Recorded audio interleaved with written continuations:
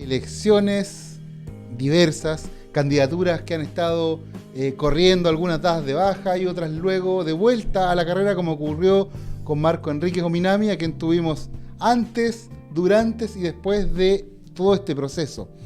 En 12 días, el fundador de la web financiera, el ingeniero comercial Gino Lorenzini, reunió más de 45.000 firmas, las necesarias, y además de los elementos propios para levantar una candidatura presidencial. Sin embargo, el CERVEL, hace 2 semanas, declinó su postulación, ya de forma más definitiva, por incumplir la ley antidíscolos. Esto es haber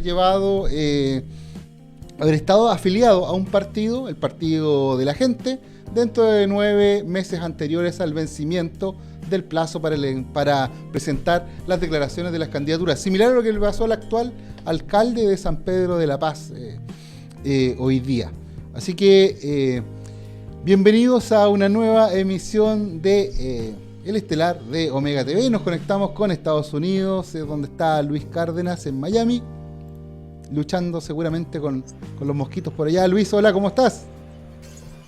¿Cómo estás, Manuel? Buenas noches. Buenas noches a todos los que nos ven y los que nos verán. Buenas noches, Luis. Oye, el candidato, el candidato en realidad, Gino Lorenzini, que va a estar con nosotros hoy día, tiene unos puntos en común contigo porque se ha dedicado básicamente al tema de las asesorías. Tú durante mucho tiempo tuviste una corredora donde trabajabas el desarrollo de lo que tenía que ver con acciones. No, me imagino que te genera a lo mejor alguna curiosidad ese tipo de detalles. No, aclarar que yo no tuve una corredora. Nosotros fuimos una empresa asociada a una corredora en Chile y a una corredora en Estados Unidos, donde prestábamos asesoría financiera a la gente dentro de ese concepto, y a las empresas era la posibilidad de invertir en distintos formatos, digamos. Uno de ellos era acciones o instrumentos financieros, pero nunca tuvimos una acción de corredora, digamos. Pero sí, el mercado se lo conozco. algo. Claro, es parte de un mercado ya conocido.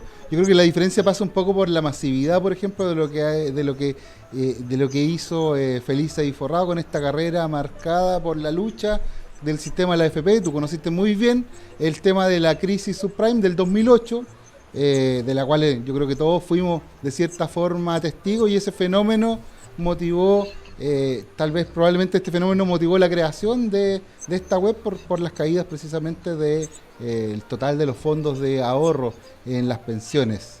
Y en este caso, esta imposibilidad generó esta especie de proyecto que permitió modificar o mover un poco los ahorros. Pero ¿te parece si invitamos a Gino para conversar un poco acerca de estos temas? Perfecto. Hola Gino, ¿cómo estás? ¿Qué tal?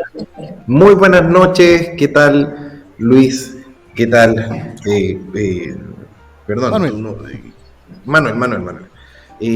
Muy contento de estar acá con ustedes y bueno, ha sido una semana intensa, hoy día un poquito más tranquilo, más relajado, es bueno, la calma después de la tormenta se agradece. Gino, ¿cuál sientes tú que es la principal, lo que motivó de cierta forma esta aplicación de esta ley antidíscolo? No sé si lo ves como un resquicio o de cierta forma se está preservando la institucionalidad de los sistemas de elección. Quiero ser bastante claro en este punto. Creo que soy el único ciudadano chileno, nacido en Chile, que en 2 ocasiones se le niega un derecho fundamental a participar de un proceso democrático cumpliendo todos los requisitos de la ley.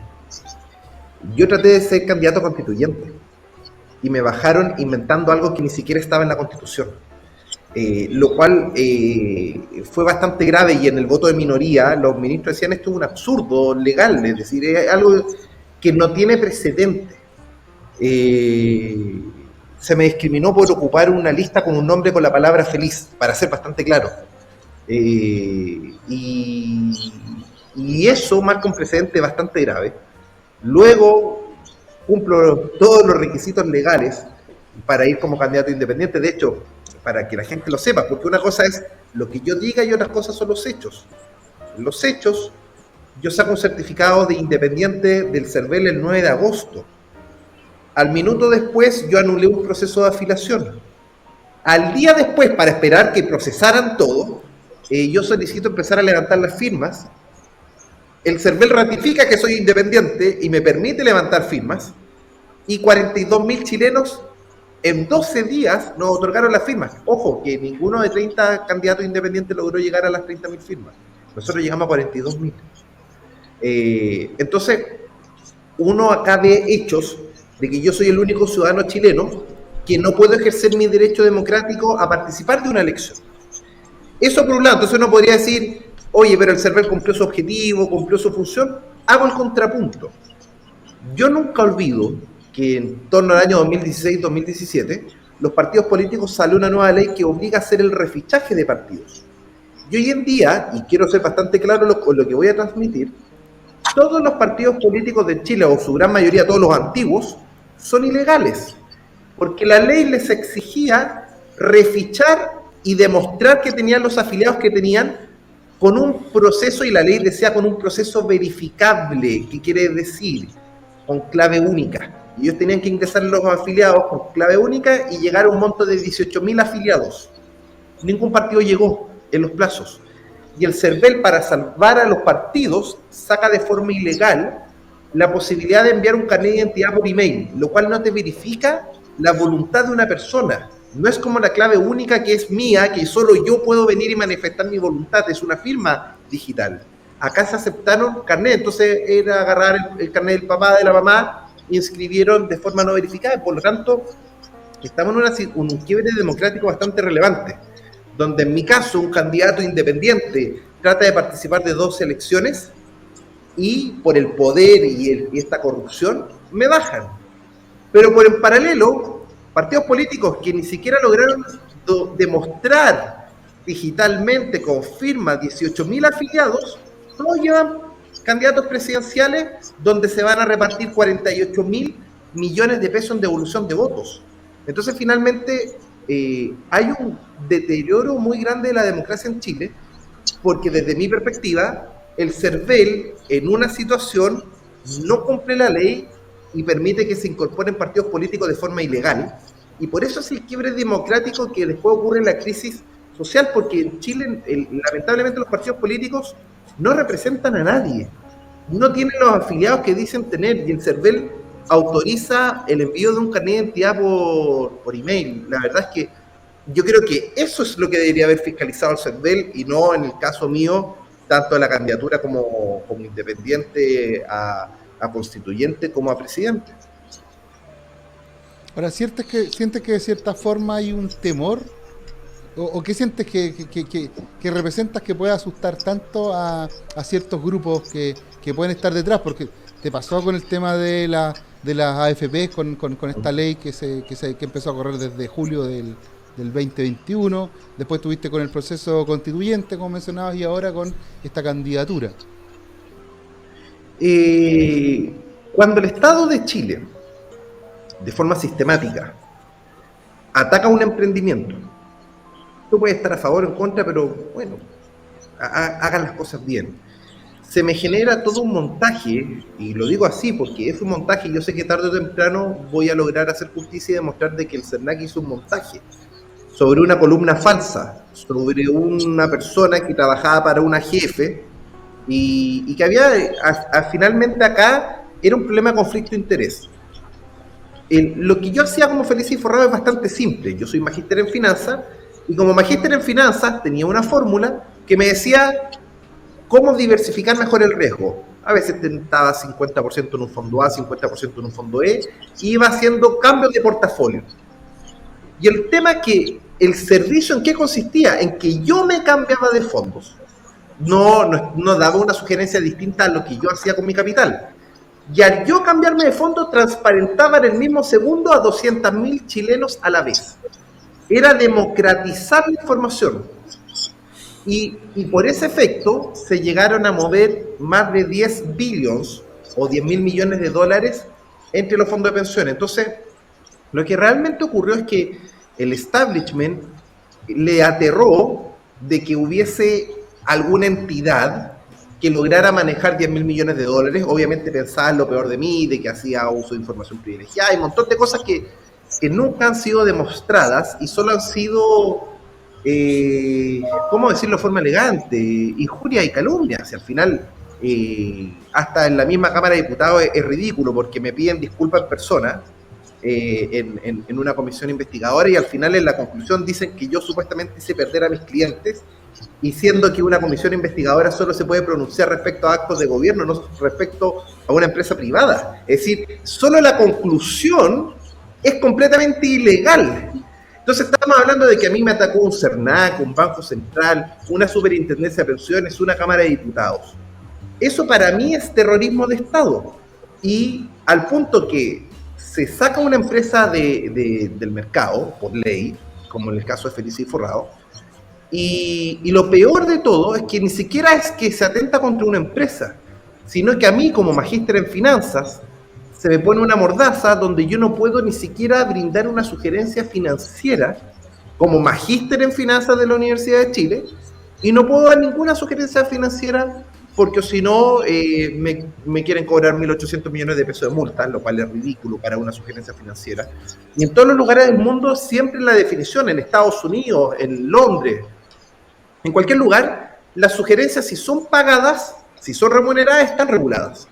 Pero cuando son gratuitas, son completamente no reguladas, porque finalmente es una libertad de expresión. Entonces, cuando por ley se elimina un derecho constitucional como la libertad de expresión, es algo bastante grave. Entonces, creo yo que estamos viviendo un proceso de destrucción institucional muy fuerte en Chile, donde no se está respetando el Estado de Derecho, y nada, la eliminación de Feliz y Forrado, de que no me dejen participar en 2 procesos democráticos, cumpliendo todos los requisitos, solo demuestra el nivel que está en Chile, y que lamentablemente se van a vivir años muy malos, porque es una tendencia. Y esta tendencia no veo realmente ninguna entidad política que quiera cambiarlo. Y lo que estaban aterrados es que mi gran propuesta, la principal, la prioridad uno, era hacer un sistema de democracia directa, de democracia digital, al estilo suizo, pero mejorado con clave única, que permitiera a todos los chilenos votar, porque finalmente yo tengo experiencia a través de mi familia. Mi abuelo fue diputado entre los años 65 y 73 en Chile. Y el otro día empecé a leer sus leyes. Y hubo una que me llamó mucho la atención, que era el libre acceso a la montaña. Porque hoy en día tenemos libre acceso al mar, pero el otro día salió Marc González, que quiso caminar con su familia a la montaña para hacer ejercicio, para tomar aire, para mirar con una perspectiva distinta, y al tipo lo arrinconaron y lo golpearon, lo cual le están quitando un legítimo derecho. Entonces, lo chistoso es que mi abuelo propuso una ley de acceso a la montaña el año 67, y estamos en el año 2021 y todavía eso no es una realidad. Entonces, ahí uno puede ver que por diversos conflictos de interés, hoy en día hay muchas cosas que están amarradas en Chile, que muchas veces los diputados votan en contra de los ciudadanos, y eso es porque por grupos políticos, por grupos de interés. Entonces, la mejor forma de evitar que alguien sea corrompido es que todos votemos. Y hoy en día con la tecnología es bastante sencillo, desde un celular, con forma biométrica para que no sea hackeable, poder votar todas las leyes. Y yo creo, incluso la Constitución, creo yo que le da mayor seriedad. Por algo los suizos son los suizos. Han demostrado que la democracia directa, el sentido común es mucho más fuerte, y que la gente finalmente es la que debería tener el poder. ¿Por qué no se hace esto? Porque obviamente los partidos políticos dejarían de existir, los políticos dejarían de existir, nos ahorraríamos cientos de millones de dólares en costo hoy en día de gente que realmente cuando va a votar ni siquiera sabe lo que va a votar, y oye, ¿cuál es la orden del partido? Y vota. Entonces, la destrucción, hemos sacado, vamos en la ley, no sé, 21.000 leyes en Chile. Eso es un sistema complejo. Tú deberías tener pocas leyes, no muchas leyes. Al tener más leyes, hace que obviamente un sistema sea complejo de fiscalizar, y por eso que estamos hoy en día en el proceso de destrucción democrática, y que creo que la única forma de que Chile salga adelante es saltando tecnológicamente a la democracia digital. Luis, yo veo que aquí hay varios temas que de seguro te están llamando la atención, y hablábamos antes acerca del concepto de la democracia digital. Sí. Ustedes me escuchan bien, ¿no? Sí. Sí. Vale. Sí, bueno, Gino, una de las cosas que me gustaría conocer principalmente es este salto de asesoría financiera / movimiento de los fondos de pensiones a candidatura política. Claro. ¿Dónde se da ese punto? ¿Cuál es el Lo punto puedo no? presumir, pero ¿cuál es el punto bisagra que te da ese salto? Porque por un lado, claramente tienes una cantidad de personas que te siguen por un concepto técnico, ¿cierto? De asesoría social, pero técnica al final, y de ahí a un concepto político. ¿Dónde está ese punto bisagra? A ver, el punto bisagra está en un sueño. Mi sueño desde que partió Felices y Forrados era mejorar las pensiones. Esa es la motivación, el why, el por qué realmente me motivaba dar un servicio como el que brindamos por una década con Felices y Forrados. Entonces, cuando ya veo señales muy fuertes de que estaban por destruir a Felices y Forrados, yo dije, ¿cómo puedo hacer el sueño de mejorar las pensiones realidad? Entonces, primero dije, participo del proceso constituyente y redacto la parte constituyente respecto a el tema pensiones, para hacer algo equilibrado, sano y sustentable. Y resulta que me cerraron un portazo. Después, todos los cambios legales que han ocurrido desde 1998 a la fecha han sido perjudiciales para los chilenos. Y los chilenos no saben que por la constitución actual el único que puede cambiar una ley de AFP, de pensiones, es el presidente de la República. Entonces no era un capricho personal, sino que era la única posibilidad de realmente poder hacer una mejora del sistema a favor de las personas. Entonces, tiene que ver con el sueño de mejorar el sistema de pensiones. De ese sueño sale todas estas cosas que quizás no están directamente relacionadas, pero que en la raíz tienen un punto en común muy fuerte de que era la única forma de mejorar el sistema de pensiones. Ahora, el sistema de pensiones ya lo has estudiado mucho mejor que todos nosotros, digamos. El sistema de pensiones tiene varios puntos de objetivo, ¿no? No solo las pensiones de las personas, sino que un resguardo también contra créditos internacionales, ¿cierto? Entonces, yo creo que ahí hay mucho desconocimiento de qué es de lo que hace la AFP, digamos, bien o mal, pero creo que hay un cierto grado de desconocimiento sobre eso a nivel general. ¿Cuál era tu idea en cuanto a la mejora de las pensiones de las personas, ¿no? Por algún momento nosotros evaluamos eso acá en el Estelar. Yo planteaba 3 patas en la mesa, donde no era un solo sistema excluyente, sino que tendría que ser una mixtura de tres tipos de sistemas, digamos. En tu caso, ¿cómo lo planteas? A ver, hay que conocer un poco de la historia de los sistemas para ir viendo su evolución y cuáles son los conceptos rescatables. El primer sistema de pensiones se crea en Chile, no fue Otto Bismarck, se crea por Victorino Lainez, un peruano residente en Chile, crea una mutuaria, y el concepto es de mutuo, que es un seguro finalmente, es que todos aportan, y así cuando tú tienes el riesgo, que es de estar pensionado, los que ahorraron finalmente financian la pensión del que está jubilado. Claro, en el 1873 eso funcionaba muy bien porque era una pirámide poblacional perfecta, había muchos trabajadores, pocos jubilados y por lo tanto se financiaba. Pero tenía el riesgo demográfico y la demografía explotó post Segunda Guerra Mundial y hoy en día estamos viviendo la inversión de la pirámide y por lo tanto los sistemas de reparto o pay as you go que existen en Estados Unidos, en Europa, estamos cerca del punto de colapso, no son financiables por el cambio demográfico. Ahí viene la segunda versión del sistema, que es el sistema de capitalización individual que se instaura en Chile en el año 81, y el concepto es, yo ahorro individualmente y esto va ganando rentabilidad y al momento de jubilar yo debería tener un buen capital, una buena rentabilidad y tener una buena pensión. El problema es que el poder que adquirieron los administradores, en este caso las AFP, fue tan grande que terminaron controlando al Estado de Chile, cambiando todas las reglas a favor de sus conflictos de interés. Y eso hizo de que, por ejemplo, hay una publicación que todos se burlan del Mercurio del año 2000 que decía de que las pensiones en Chile se proyectaba que al 2020 iban a tener una tasa de reemplazo del 100%. Y todos los que creen que eso fue falso, porque hoy día la tasa de reemplazo en Chile en promedio está en 35%. La verdad es que era verdad. Con el sistema que teníamos hasta el año 2000, con la tasa de rentabilidad que tenía, efectivamente íbamos a llegar a esas tasas de reemplazo. ¿Por qué cayó a 1/3?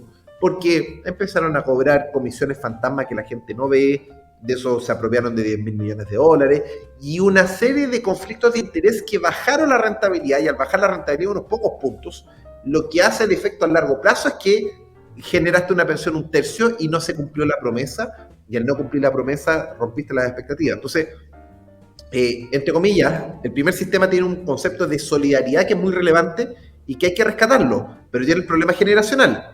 Por otro lado, el sistema de capitalización individual tiene el problema de la rentabilidad, de que como la rentabilidad fluctúa a través del tiempo, hay décadas que es más alta y décadas que es más baja. Si estamos en un periodo de bajas rentabilidades, el sistema se puede volver insustentable. La tercera versión, que sería la evolución al sistema de pensiones, tiene que ver con la necesidad de incorporar al Estado como un inversionista en el sistema. Entonces, que la solidaridad, en vez de que el Estado esté gastando dinero, porque hoy en día un sistema de reparto, el Estado gasta y por lo tanto al gastarlo simplemente lo reparte y no genera ninguna rentabilidad, sino que el Estado sea previsor y que haga una inversión en modalidad de préstamo, ni siquiera de regalo, Entonces, por ejemplo, un concepto que se entiende bastante fácil es a los hijos.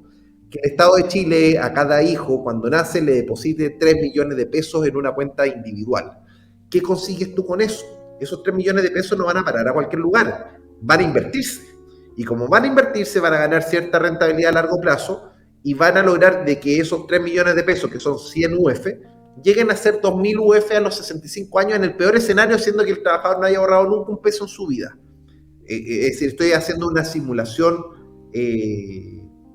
muy conservadora. Entonces, ante esa situación, tú lograste que todos los estados en 65 años más tengan una buena pensión. Ahora bien, el tema es que si quisiéramos llevarlo el sistema para el 100% de la población, el Estado tendría que invertir en torno a 150.000 millones de dólares, pero que no lo tienes que hacer en un año, lo puedes hacer en un plazo de 15 años, que, por ejemplo, el primer año tú le haces préstamos a toda la gente mayor de 65. Y de esa forma, la gente no sabe el cómo, pero de repente empieza a recibir pensiones en torno a 400.000 pesos o 300.000 pesos, que es muy superior a la actual, pero de forma sustentable, porque está sacando rentabilidad, no se está comiendo el capital, no se está comiendo la vaca, está tomando la leche.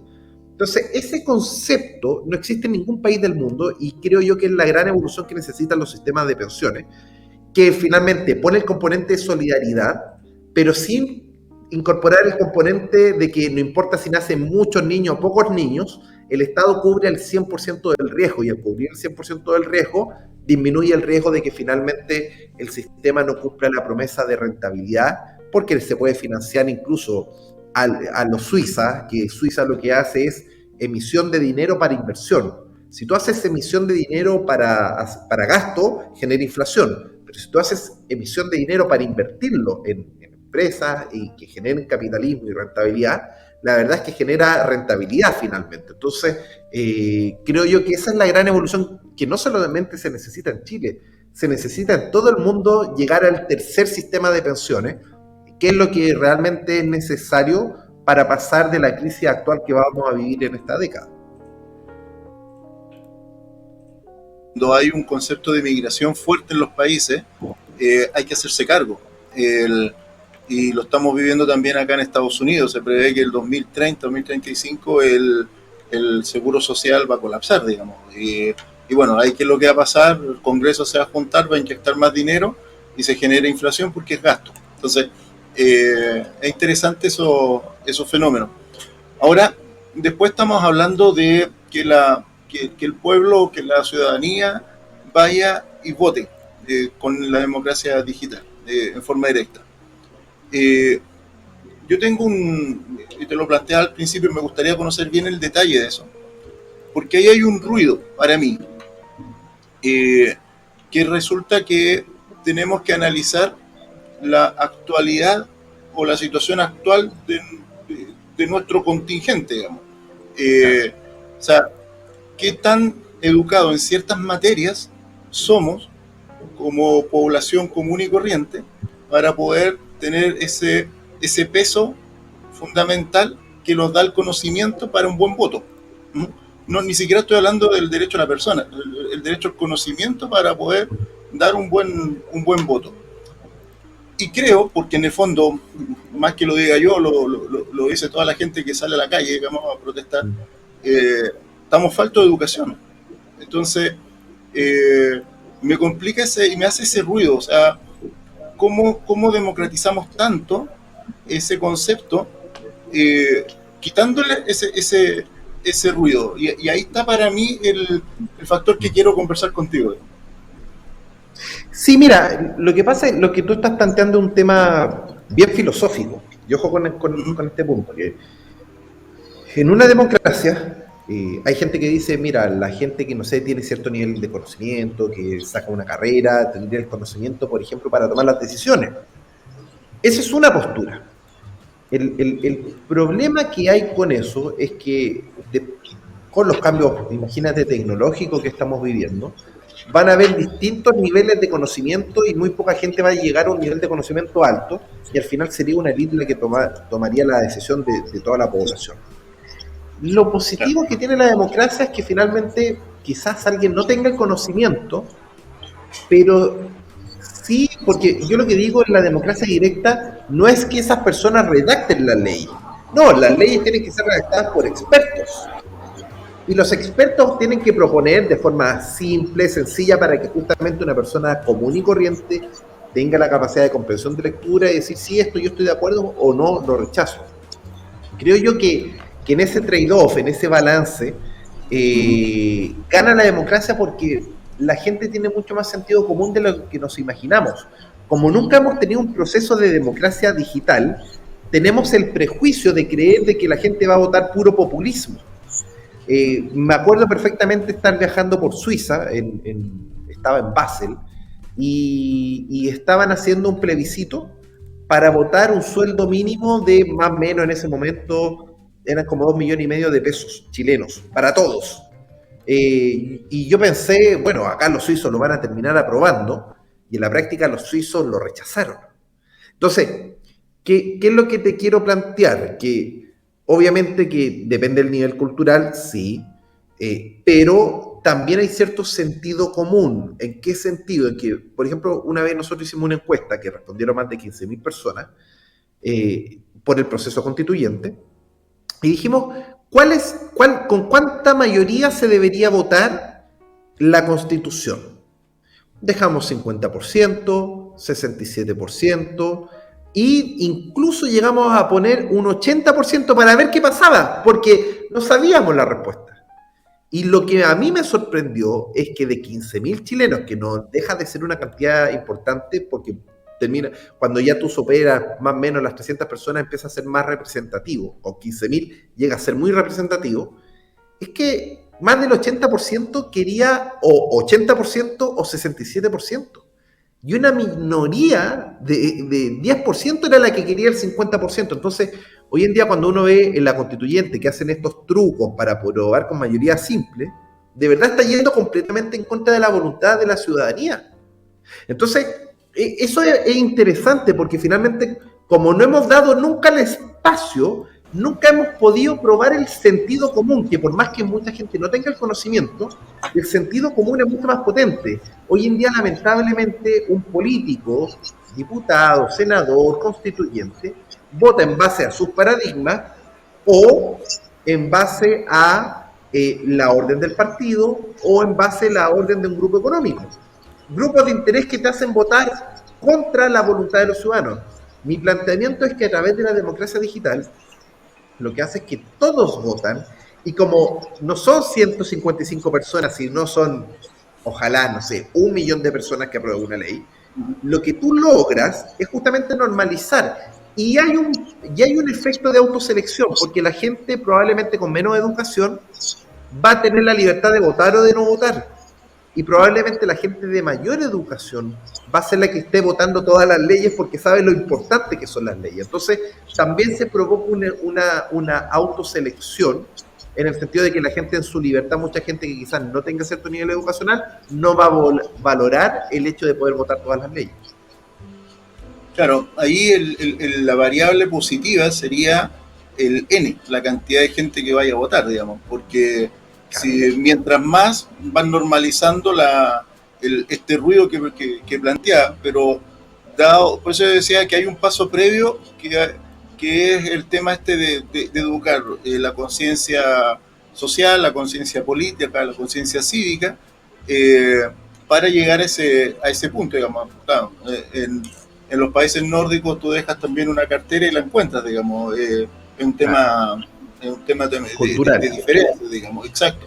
Entonces, ese paso es el que me falta, el que me hace todavía ruido, porque dependemos de que vaya mucha gente a votar, porque menos va a haber mucho factor de estos partidos políticos que se meten en un conglomerado social, digamos, y pueden igual sacar su punto. Digamos. Es que se puede hacer por etapas, tú no lo tienes que hacer de golpe. Tú puedes partir, por ejemplo, en decisiones municipales, que sería la decisión que te afecta directamente a tu comunidad, no sé, en Antofagasta, en Punta Arenas, y partes un proceso democrático digital y que la gente se acostumbre todos los días prácticamente a tomar decisiones con su dedo. Cuando que de hecho ya lo generas un hábito, lo mides, puedes ver los efectos e ir ampliándolo a una decisión regional. Y después de la decisión regional tú lo puedes ampliar a una decisión de ley de país. De hecho, en nuestra propuesta incluso está el hecho de que no sea inmediatamente que el pueblo mande completamente, sino que cuando hay una mayoría de 67%, recién ahí es mandatorio. ¿Qué quiere decir con esto? Que si hay por ejemplo, 70% a favor de una ley, ahí el diputado de esa región se ve obligado a votar igual que sus electores, que puede ser muy distinto que la gente de Punta Arenas. Entonces se pueden dar cosas bastante entretenidas que no pasan hoy en día, que por ejemplo, no sé, una ley de aborto en Arica estén a favor de la ley de aborto y que una 70% de votos a favor, y el representante de Arica debería votar a favor, aunque estuviese en contra de sus principios. Pero, en el caso opuesto, en Punta Arenas, si es que vota el 70% en contra, el representante debería votar realmente como sus electores. Cuando está bajo el 67%, se abre la libertad del diputado, del representante, de votar en conciencia. Entonces, tú dejas un modelo híbrido que, entre comillas, pone la incentiva de que no, que esto se tenga que votar por una mayoría importante para que realmente se trasunte el voto. Y si es que no votó esa mayoría y hay dudas con algún tema, bueno, ahí ya le pasaste el poder a tu representante para que finalmente defina esta disyuntiva. Entonces, uno puede armar procesos híbridos que no sean de golpe, es como un Transantiago. Un Transantiago se implementó de golpe y fue un caos. Tú no puedes implementar la democracia digital de golpe, tienes que ir paso a paso y aprender obviamente de la experiencia de Suiza para hacerlo de forma paulatina. En estas ideas, ¿dónde se van a canalizar? ¿Se mantiene? ¿Cómo lo estás manejando con el partido que estuviste de la gente, entiendo? Creo que no hay una buena, o no quedó muy buena la relación con algunas de las personas que están ahí, de las cúpulas. ¿Qué se viene en este contexto? ¿Dónde quedan estas ideas? ¿Dónde van a quedar estos planteamientos? A ver, nosotros dejamos un programa de gobierno en ginolorenzini.cl, donde está claro el orden de prioridad, el tema de democracia digital y muchos otros temas más. Creo yo de que no van a estar en ninguna candidatura actual, no lo he visto yo nuestros planteamientos, y probablemente vamos a tener que hacer un trabajo más de largo plazo, más a 4 años plazo, y plasmarlo quizás probablemente a través de otros movimientos. Por suerte somos jóvenes y tenemos el tiempo y la capacidad para poder plasmarlo de otra forma. Yo por mientras muy dedicado a las inversiones, no podré dar sugerencias, pero por suerte no tengo prohibición de poder administrar mi propio patrimonio. Creo que se va a venir un shock bastante importante, tanto en las acciones globales como en la renta, mal llamada renta fija, en los bonos a nivel internacional. Se está dando un fenómeno de alza de la inflación en distintos lugares del mundo. Eso está forzando a los bancos centrales a subir las tasas de interés, y eso va a provocar un desapalancamiento financiero importante y que exploten mucha burbuja financiera. Entonces, creo yo que es un momento muy importante para gestionar el patrimonio. Ojalá la gente esté en posiciones mucho más líquidas, de menor riesgo, que estar haciendo grandes apuestas, porque se van a vivir años bastante complejos. Lo que se generó con el COVID fue un primer shock que ocurrió en marzo del 2020, después un super rally, y este super rally yo creo que ya está mostrando fallas importantes como Evergrande, que es una empresa inmobiliaria china que está generando todo un riesgo sistémico, y que ese riesgo sistémico puede desencadenar en otro riesgo sistémico, en otros cisnes negros que estén ocultos, y la verdad es que hay un riesgo de una corrección importante en el mercado accionario, y el problema es que también en paralelo con la mal llamada renta fija, con los bonos, y por lo tanto hoy en día un inversionista que esté invertido en acciones o esté invertido en bonos tiene un alto riesgo de pérdida, y la única forma de disminuir ese riesgo hoy en día es estar líquido en efectivo, dólar, dependiendo obviamente de qué país tú estés. Sí, y ahí hay un riesgo fuerte en China que se viene haciendo hace rato. O sea, acá en Estados Unidos se avisó sobre la posible no cumplimiento de los pagos, los intereses, digamos, de los bonos en dólares de esta compañía en China. Y el problema está que el gobierno chino declaró que ellos no iban a ir en rescate. Ahora bien, Eso conlleva a que China ya hace mucho rato, para enfrentar el crecimiento, tiene que ir con deuda interna y ha ido al gasto. Porque ya Estados Unidos, producto del subprime y eso, dejó de endeudar. De hecho, el mayor acreedor de Estados Unidos es China, los bonos. Entonces es una cadena dominó que es bastante interesante, digamos, y nos va a pegar, como tú dices, en los temas inflacionarios, caída de proyectos y en el desarrollo inmobiliario. De hecho, esta compañía es dueña de un club deportivo, que fueron los primeros indicios que mostraron en China por qué se estaban yendo, imagínate, los jugadores de fútbol de los equipos de las empresas chinas.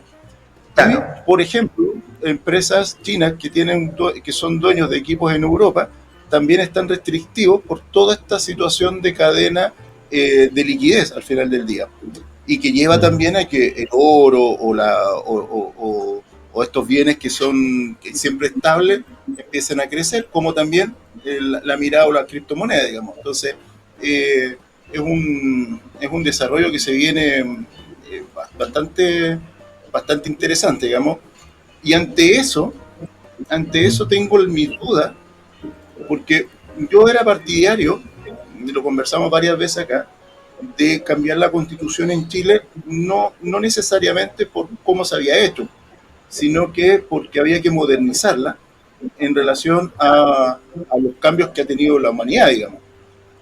Mi gran duda en este momento, a meses de haber iniciado ese proceso, es qué va a salir de ahí, qué análisis se está haciendo en relación al mundo en realidad.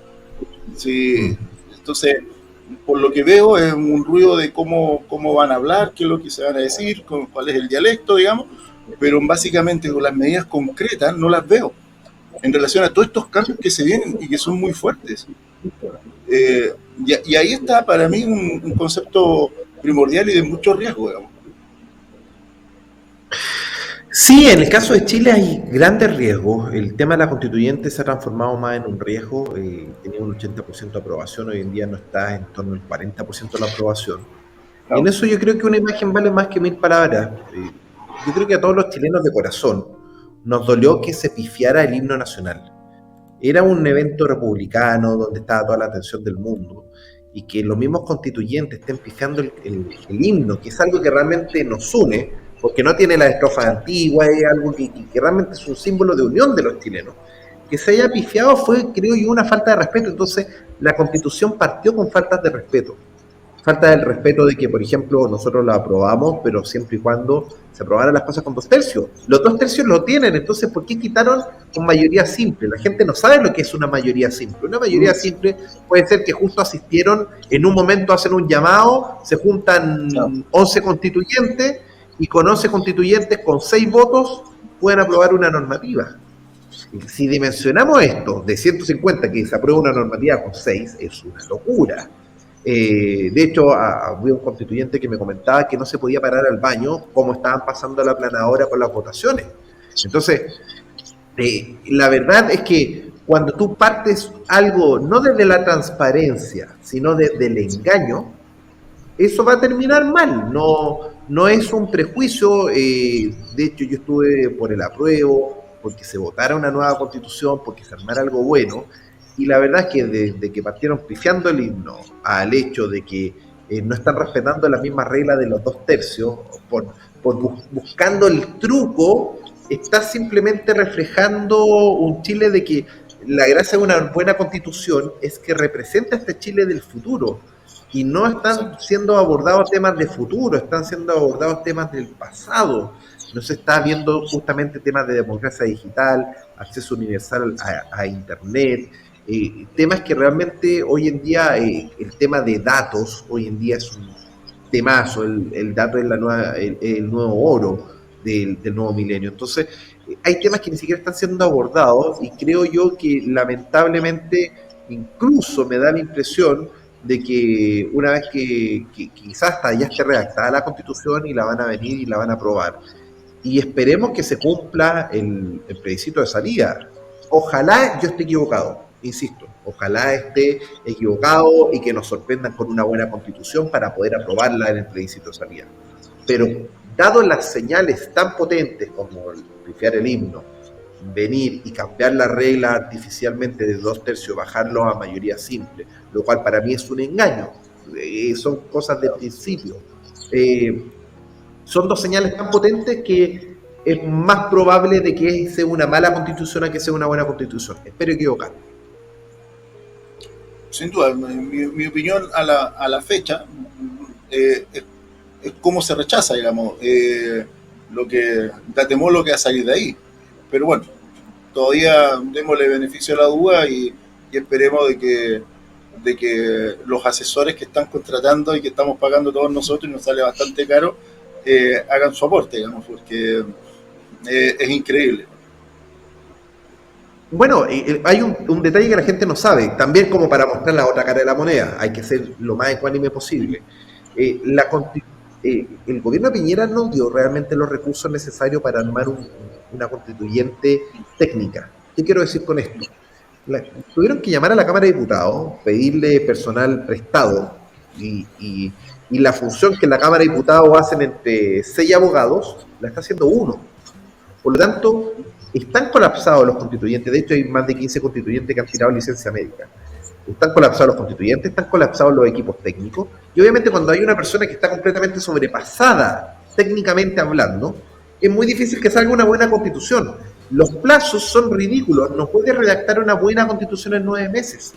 Una buena constitución necesita un plazo de 4 o 5 años para hacer algo con tiempo, bien pensado, bien madurado. Entonces, no se han dado los recursos en tiempo, ni tampoco los recursos técnicos para poder hacer realmente una buena constitución. Entonces, la verdad es que con ese tercer factor adicional, la probabilidad de que salga una mala constitución es bastante alta. Ahora, que la redacción no esté realizada por expertos, por ejemplo, que tú mismo lo planteaste hace un rato atrás cuando dijiste que la ley debe ser redactada por expertos. Y en ese sentido, ¿cómo entendemos este proceso donde hay una gran cantidad de inexpertos? Es que lo que es una buena constitución, por ejemplo, en Estados Unidos la constitución es bastante simple. Y parte de mentes brillantes. Pocas mentes, gente muy brillante, quienes redactan la constitución. Yo creo que este experimento de que cualquier persona pudiese venir y ser parte de un proceso constituyente que no tuviese cierto nivel de competencia, en la redacción de la constitución se está viendo que está afectando. Es decir, ya tuvimos el caso de este señor que decía que tenía cáncer y que hizo toda su propaganda, que supuestamente no podía pagar la deuda. Entonces imagínate, ya hay un constituyente que pareció un engaño.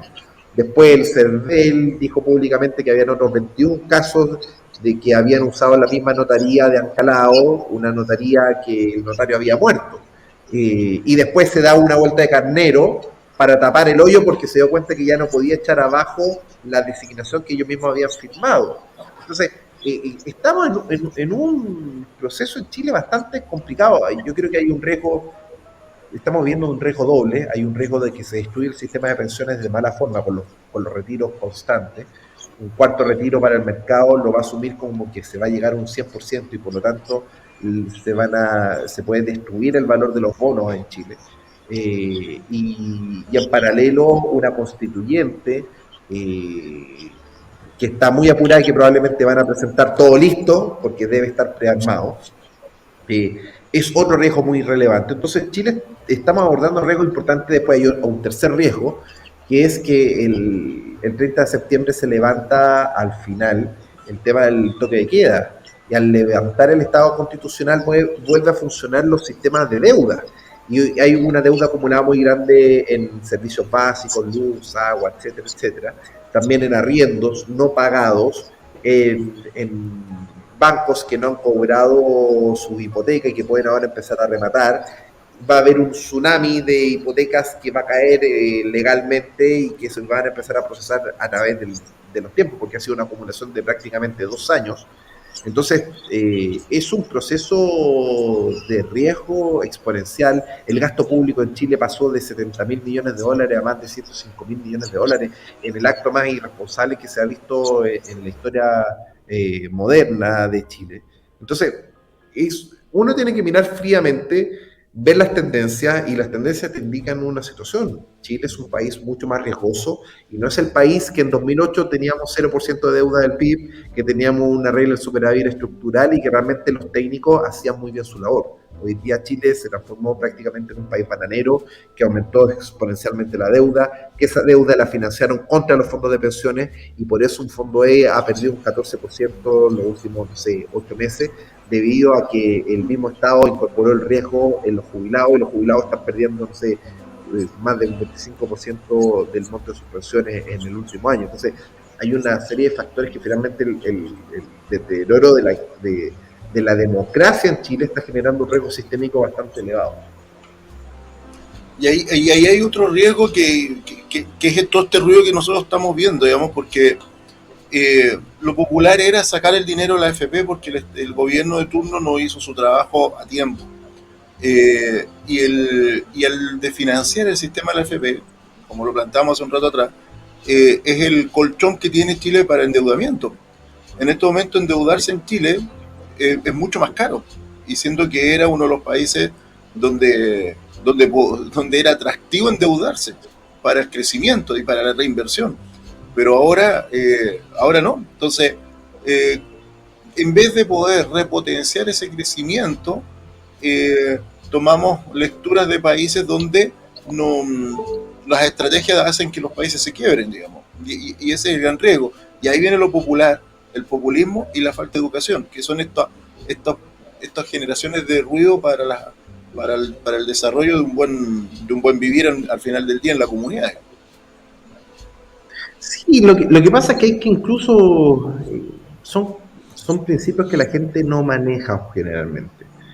El capitalismo, ¿qué es lo que es finalmente? Es que tú le brindes un servicio a un tercero que lo valore, y que si hay harta competencia, mucha gente, se bajan los precios y por lo tanto se beneficia a la población. El capitalismo a la chilena es distinto, es tener un grupo de amigos donde agarramos el control de alguna industria, solo hay 3 actores que compiten, por lo tanto de verdad dejan de competir, se coluden, suben los precios y los que se ven perjudicados es la población. Entonces en Chile está mal utilizado el capitalismo, se dice de que el capitalismo es el que está destruyendo a Chile. La verdad es que en Chile no hay capitalismo. Puede haber un oligopolio, un grupo de familias que dejó de competir hace muchos años. Yo lo viví directamente, lo hablo desde la causa. Yo trabajé en un supermercado, me acuerdo, en Tocopilla, el año 2008, donde los precios eran prácticamente 1/3 de los precios actuales. ¿Y qué ocurría? Había más del 30% del mercado, estaba atomizado en muchos competidores.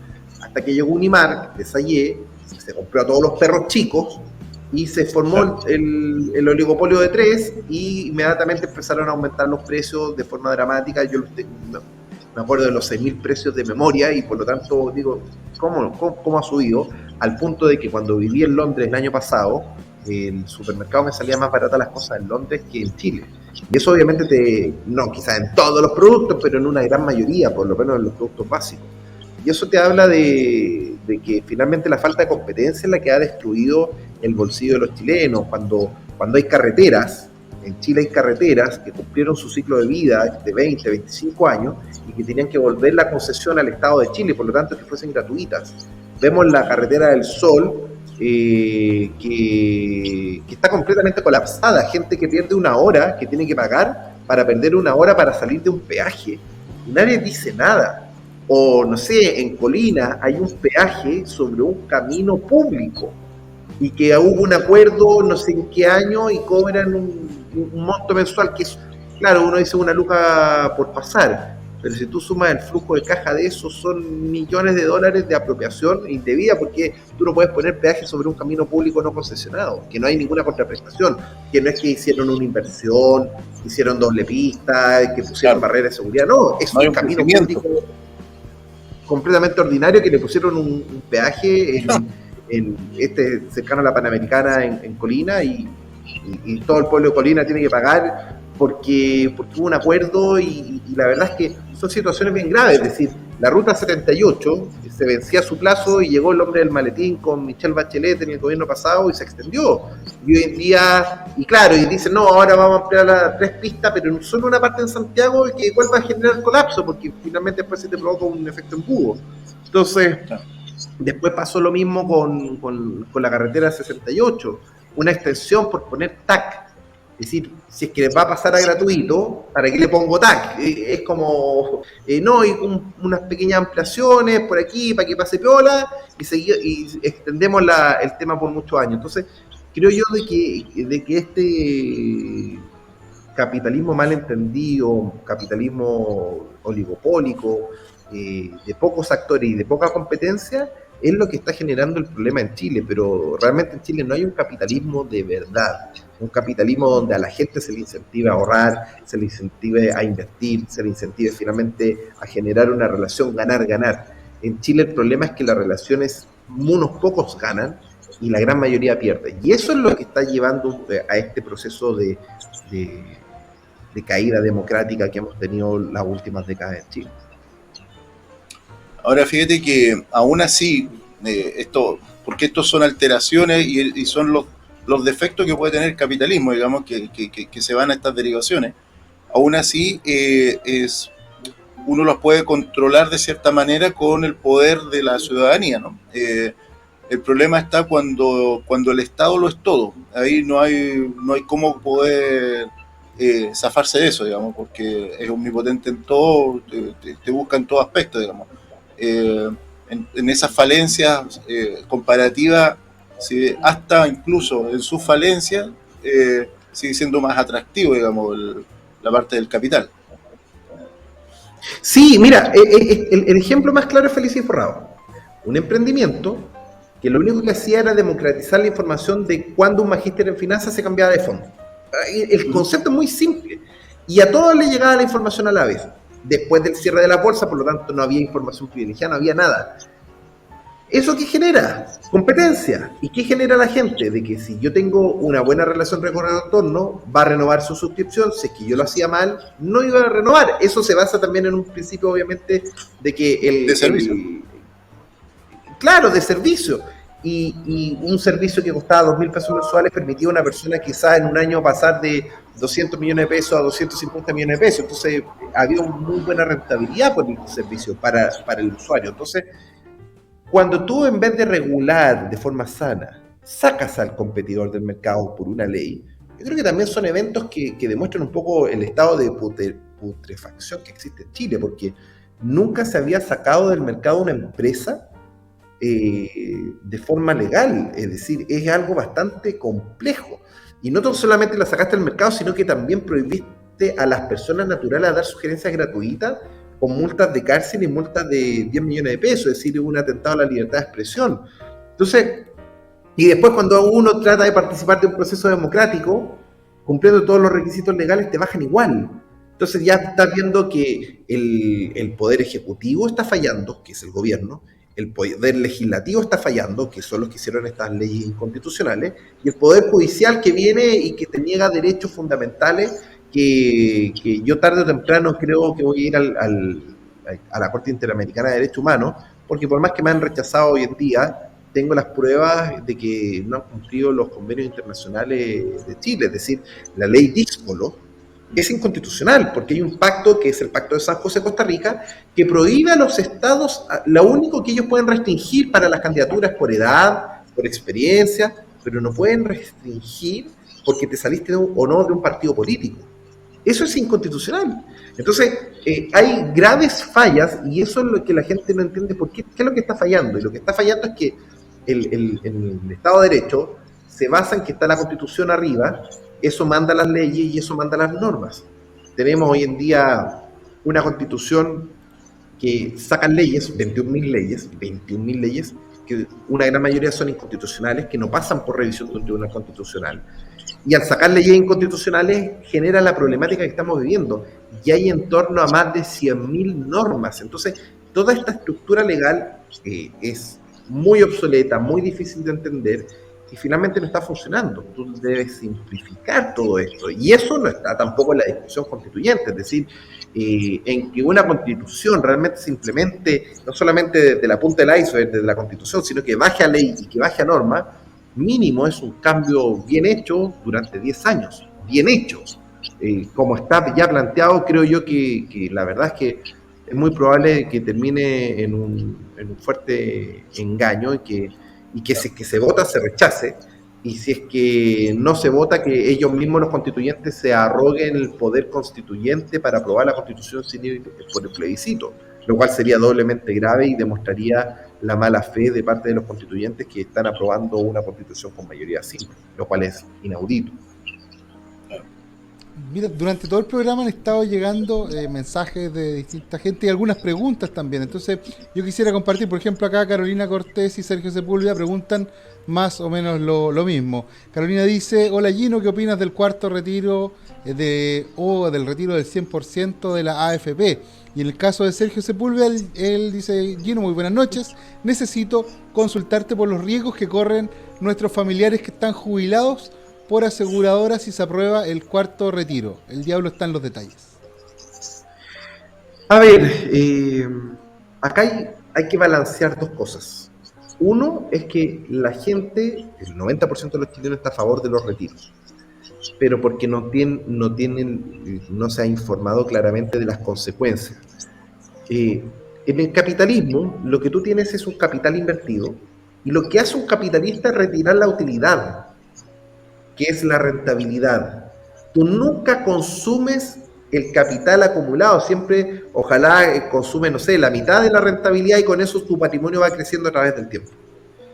En lo mismo, en los fondos de pensión, el primer retiro, el 10%, de hecho, hasta el segundo retiro, fue retiro de rentabilidad. Por lo tanto, no hubo una contracción del patrimonio de los chilenos. De hecho, después de los dos retiros, a pesar de retirar 36.000 millones de dólares, como se retiró rentabilidad, el capital incluso se recuperó y fue superior en menos de 6 meses, lo cual fue extraordinario. Entonces, entendiendo esa diferencia, que es una pequeña, gran diferencia, tú puedes hacer retiros siempre y cuando tú retires rentabilidad. Y en ese sentido, el retiro del 10% depende si retira rentabilidad o si consume patrimonio. El tercer retiro, por haber sido mal hecho, destruyó 36.000 millones de dólares de patrimonio. Y por lo tanto, en vez de tener 210.000 millones de dólares, pasamos a tener 170.000 aproximadamente. Esa destrucción de patrimonio fue muy fuerte, generando pérdidas en los fondos CDIE y bajando 25% de las pensiones. Entonces, cuando ya empezamos a autodestruir nuestra vaca, en vez de sacar leche, estamos matando a la vaca. El problema es que la vaca es una sola, y una vez que te comiste la vaca, ya no va a haber ni vaca ni leche. Y eso es lo que está ocurriendo hoy en día. Estamos haciendo un gran asado, nos estamos comiendo toda la vaca, y es una situación bastante grave. Es decir, creo yo que entiendo el sentimiento de los chilenos que dicen: pero es mi plata, que quiero sentirla, que sí, pero lo responsable es sacar rentabilidad, y por eso nosotros dijimos: ojalá se mejorara este proyecto, primero que no se expropie a las compañías de seguro, porque eso es lo que ha hecho la venta masiva de bonos y la destrucción de los fondos CDIE. Y por otro lado, está el tema de hacer un retiro anual, que quede establecido por ley para siempre, para no estar sacando ley a cada rato, de que todo año que la rentabilidad de la AFP sea sobre el 7%, todo ese exceso de rentabilidad, tú lo puedes retirar automáticamente a la cuenta 2, dejarlo invertido, o si quieres lo retiras. Con ese concepto va a haber años que vas a poder retirar rentabilidad y otros años que de vacas flacas que no hay tanta leche y no vas a poder sacar rentabilidad. Con esa forma tú le das sustentabilidad. Y respecto a las compañías de seguro, como el tercer retiro generó esta destrucción de 36.000 millones de dólares, que es una destrucción tan grande que hubiese sido darle una pensión a 800.000 chilenos que están pensionados de 3 millones de pesos mensuales por un año. 3 millones de pesos mensuales por un año de pensión nos fumamos por hacer una ley expropiatoria que no cumple tratados internacionales, que no cumple la Constitución y que forzó a las compañías de seguro a vender los bonos. Un cuarto retiro puede ser la espada de Damocles y la excusa perfecta para que una compañía de seguro diga: bueno, ustedes aprobaron una ley constitucional, yo me declaro en quiebra, Estado pague la renta vitalicia. Entonces, ¿qué pasa si de golpe las compañías de seguro se declaran en quiebra, se llevan los capitales al extranjero y le pasan el riesgo al Estado de Chile? estamos jugando con fuego. Y en ese sentido, por más que no le guste a la gente, yo tengo que decir, mira, ¿se pueden hacer retiros? Sí, una vez al año y cuando la rentabilidad esté sobre el 7%. Todo lo otro genera un riesgo de que podemos terminar matando la vaca y si matas la vaca ya no vas a poder tener más leche y eso va a generar cosas en la práctica. Se suben las tasas de interés, la gente nunca más va a poder acceder a un hipotecario por lo menos en 10, 20 años. Entonces puede ser afectar gravemente la calidad de vida de los mismos chilenos. Eso es lo que no entendemos. ¿Cuál es la diferencia de una Argentina con Chile? En Argentina se eliminaron las AFJP hace casi ya una década y media y dejaron de tener financiamiento de largo plazo. Y por lo tanto, hoy en día un mercado hipotecario está completamente destruido porque no hay un crédito hipotecario a 30 años, porque eso lo financiaba la AFP. Entonces, hay que entender de que las sinergias de la AFP también nos benefician a nosotros y que el día de mañana, si las tasas de interés están en 10% y no hay financiamiento a más de 10 años plazo, va a ser por la misma destrucción del sistema de pensiones. Entonces, hay que entender de que todo en un extremo termina siendo contraproducente. Está bien un retiro una vez al año cuando tienes buenos años de rentabilidad, pero estar retirando 4 retiros en casi un año y 3 meses es una locura y que realmente demuestra un poco también este nivel de los políticos que aprueban lo que sea con tal de sacar un voto más o un voto menos. Harry Muñoz dice, un saludo desde Antofagasta. Estamos viendo a Gino. Bien, Gino, la pared del barrio sigue pintada con tu esencia. Ahí saludos más de corte personal, ¿no? El Harry, ¿no? Es que el Harry era un amigo que era muy bueno para echar talla, llamaba por teléfono, agarraba para el deseo a cualquiera. Un gran abrazo para el Harry. Samaria Portillo dice, consulta, ¿apoyará la candidatura de Franco Parisi? ¿Están en conversaciones con miras al futuro? Saludos. Por ningún motivo. Y quiero ser bastante claro y no, mira. Franco fue mi profesor en el Magíster en Finanzas de la Universidad de Chile. Toda relación de alumno-profesor es de respeto. Yo tenía un gran respeto por Franco. Me insiste durante 3 meses que por favor lo apoye en levantar las firmas. Levantamos en una semana 20.000 firmas y gracias a eso se formó el Partido de la Gente, si no nunca hubiese sido partido político, pero bajo una condición pública, que estaba él, el presidente del partido, que dijeron vamos a dar la mitad de los cupos, el 50% de los cupos a gente independiente. Ellos no cumplieron. Entonces al final se aprovecharon de 20.000 personas para formar el partido, no se dieron los cupos independientes y finalmente en lo particular, yo quería competir en primarias con Franco, me hicieron un truco de no enviar a validar al CERVEL los plazos, por lo tanto me dejaron en un limbo como independiente, y por eso yo fui por el camino de levantar las 42.000 firmas con menos de 12 días y que las levantamos. El resultado es que después cuando empiezo a levantar las firmas mandan después al CERVEL la ratificación y de esa forma me bloquearon por un lado y me bloquearon por el otro, y por lo tanto hicieron las cosas de forma bastante sucia y de todo eso lo sabía directamente Franco. Entonces creo yo de que lamentablemente hay un proceso de que la devolución de los votos genera grandes conflictos de interés y que el hecho de que, por ejemplo, otro partido como el Centro Unido sí cumplió de llevar candidatos independientes habla bien, no todos son iguales, pero un PDG no estuvo dispuesto a llevar independientes porque con eso perdían la mitad de la devolución de los votos. Entonces acá hay un conflicto de interés por 2.000 millones de pesos.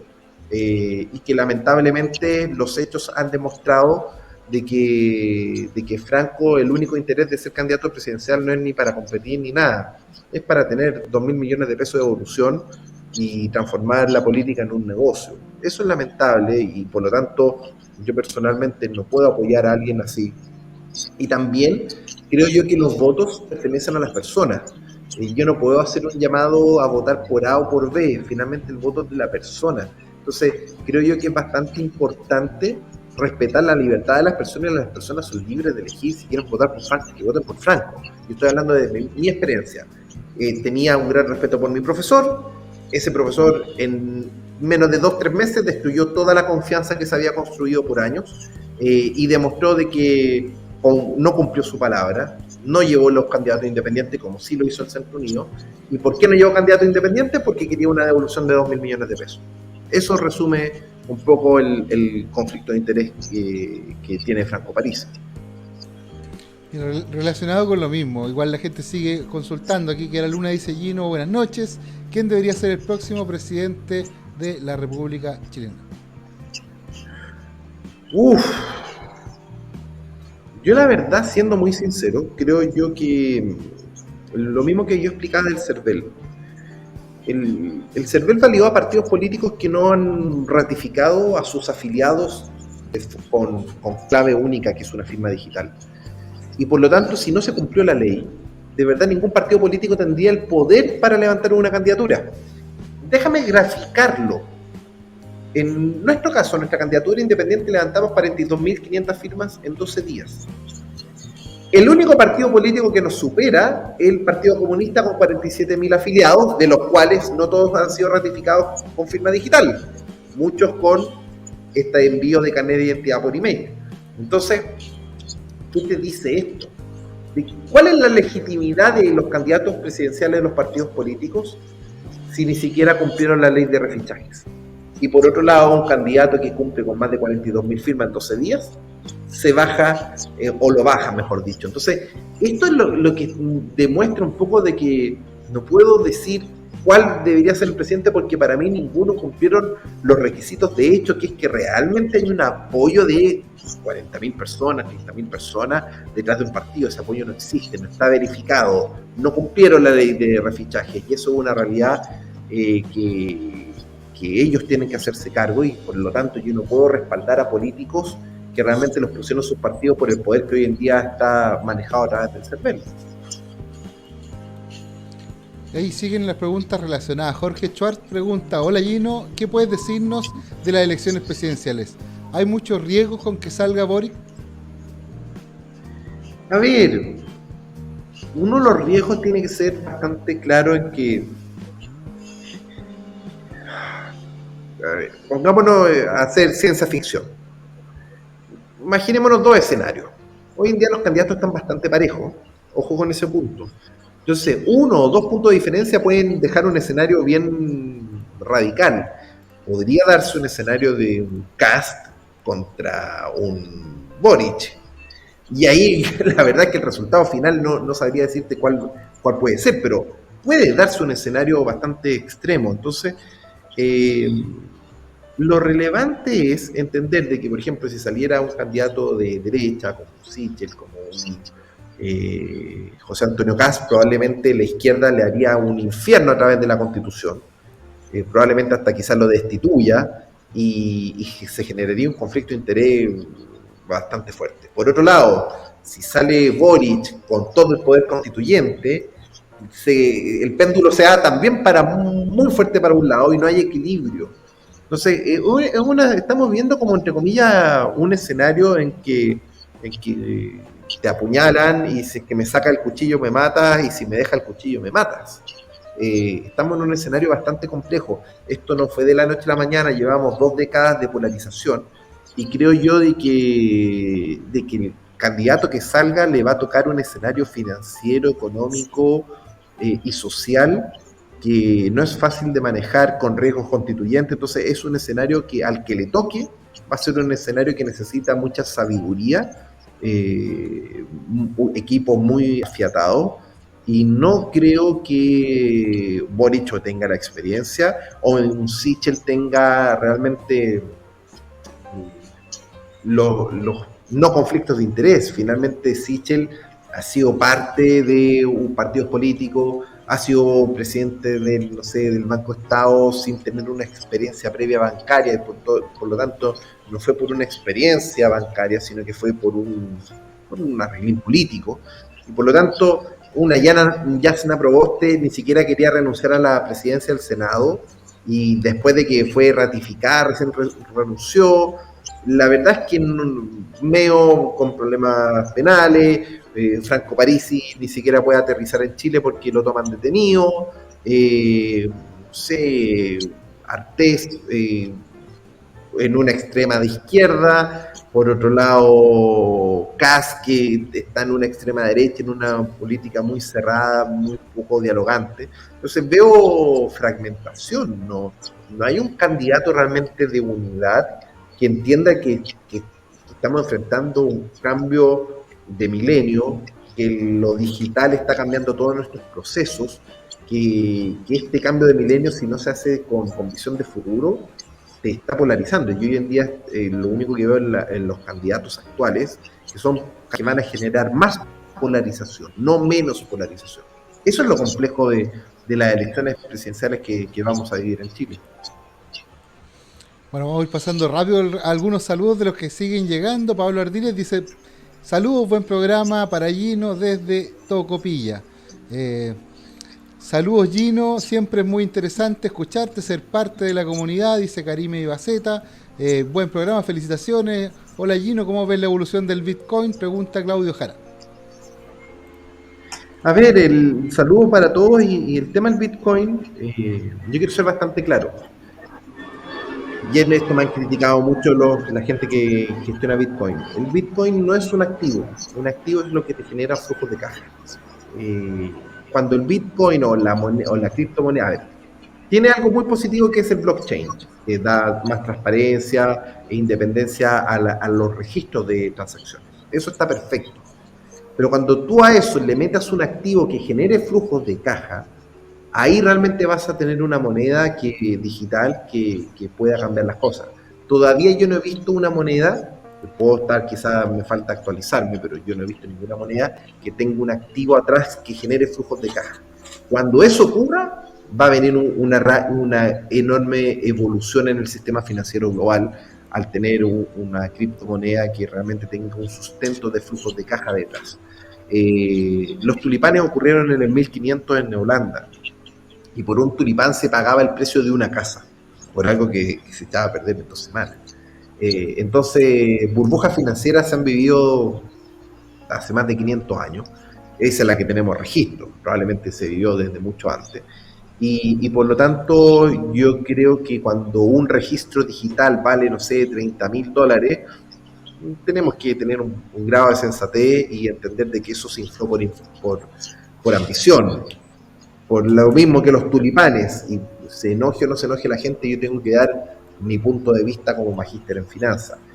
Ojalá que el día de mañana evolucione, que realmente le pongan un activo atrás que genere flujos de caja. No sé, imagínate la gente que trabaja en Uber pueda vender sus horas futuras de trabajo. Entonces, si tú haces eso, traes flujos del futuro y ahí le puedes dar, no sé, un Uber Coin que genere un cambio bastante importante. Cuando tú atas eso a un activo real, cambia completamente el parámetro y ahí realmente se puede generar una enorme revolución a nivel económico. Fíjate que ahí es importante agregar algo en el concepto del Bitcoin. Acá es una locura, digamos. Sube precio desorbitante, baja sin ninguna lógica porque no hay nada que lo sustente. No hay como decías, no hay ningún activo ni un banco que lo esté sustentando como para que uno pueda hacer una proyección. Y vas básicamente el movimiento. Ahora, si hacemos una lectura internacional sobre el Bitcoin, ha subido mucho cuando han habido ataques terroristas. Y eso también tiene que ver con los rescates.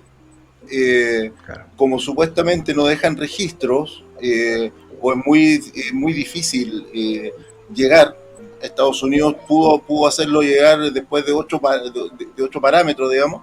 Se ocupa mucho para esas acciones todavía, al no tener un respaldo institucional, digamos, que de hecho la gracia es que no lo tengan. Así está mirada ese concepto de moneda, digamos, pero todavía se ocupa mucho para cosas que no se conocen tanto, digamos. Entonces no es un escenario que uno pueda, si ya aún las acciones de las compañías es difícil proyectarlas, un Bitcoin es una locura proyectar.